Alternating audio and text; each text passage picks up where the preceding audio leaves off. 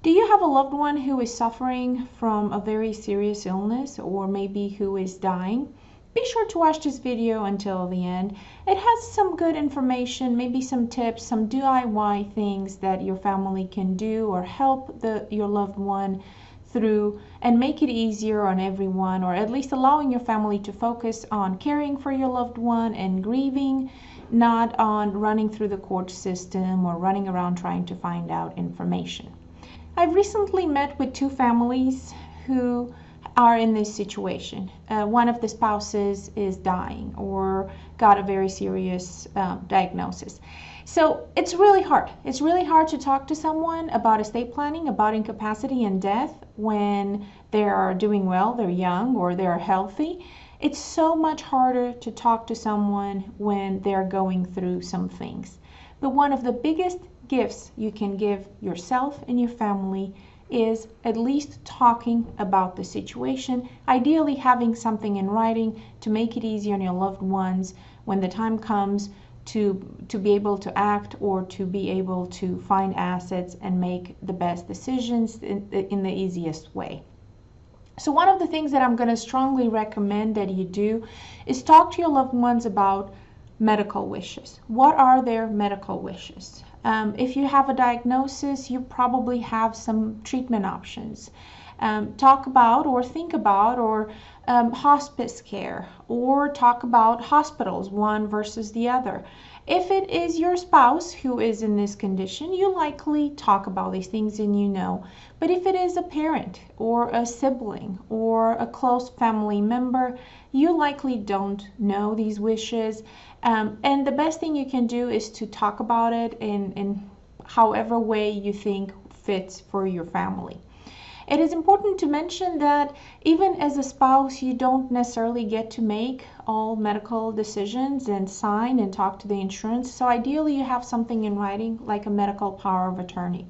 If you don't, you may be required to get a guardianship in place if the loved one becomes incapacitated and some medical decisions or some arrangements have to be made for that person. Just have that in mind. Watch our other educational videos about that. But talk about medical wishes, talk about treatment, talk about certain doctors, physicians, certain hospitals, and so on. The other thing that you should talk about is medical information, such as what kind of insurance do you have? Some people may have long-term care insurance. If you don't tell, or if you don't ask, or if you don't know that a loved one has long-term care insurance, how are you going to use it? You may end up using money from your own pockets and from the loved one's savings when they have insurance in place. If they have Medicare, talk about supplements. Some people have cancer insurance and so on. So talk to them, hey, let's sit down and see if something happens, what insurance can we use or what should we use? Do you have any employee benefits or anything that can help us pay for this or take care of you?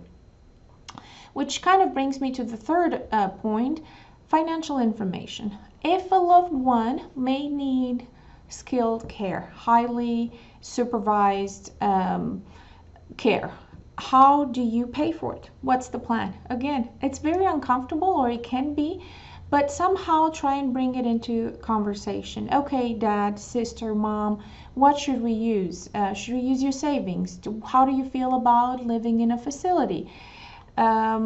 Which one do you think you would like? How are we going to pay for it? Should we sell the house, the car, the stock, whatever the situation may be?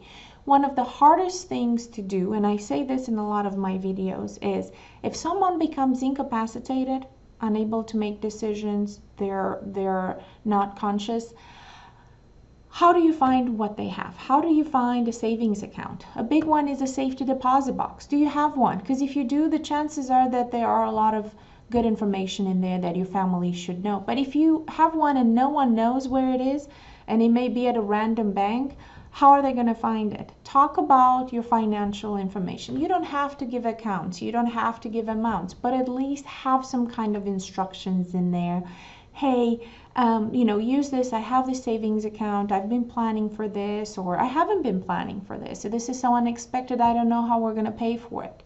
Let's look into credit cards or some kind of payment plans and so on.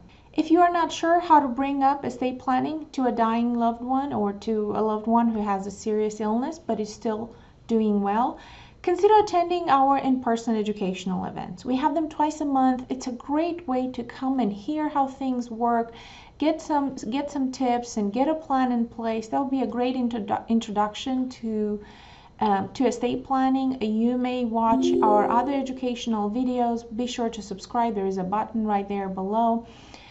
Or take advantage of our free consultations. I offer 30-minute free consultations where I meet with families and we just talk about their situation. If you think that you cannot be the one bringing up some topics, that's what I do. And I do that, I like to believe I do that in a very caring, sensitive manner, where we help the person who is not well and also the family to be as prepared as they can. Thank you for watching. Share this video with any friends or family members who may need to see it. Again, email me if you have any questions or topics for future videos. And thank you for watching.